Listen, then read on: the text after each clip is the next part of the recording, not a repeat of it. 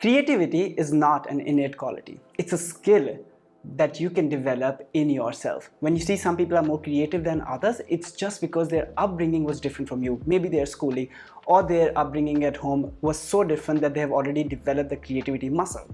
But the good news is that you can be creative no matter what age you're in, and there is a smarter way, the faster way, the shortcut to do that. I have absolutely zero memory when growing up of someone ever telling me that I'm creative. But for the last few years, I have developed everything from my brands to my content on the muscle of creativity.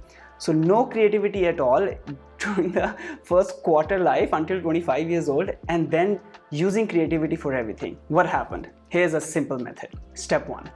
Consume everything by the people that you admire, you want to become like. So for example, you admire Tim Ferriss, you admire Gary Vee, or any other famous content creator. Consume everything by them.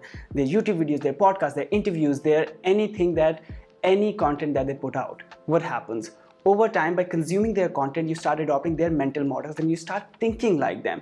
You will already be far more creative than you were in the past. Number 2, reproduce as best as you can the material of the people that you admire. For example, you are a singer and you like Adele.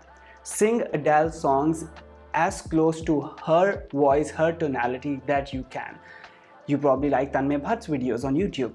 Try to reproduce those videos as best as you can.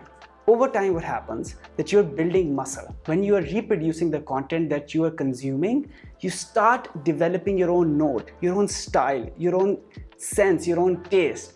And that is how you start deviating from their copying to your originality. And before you know it, other people are copying you to learn how to become creative.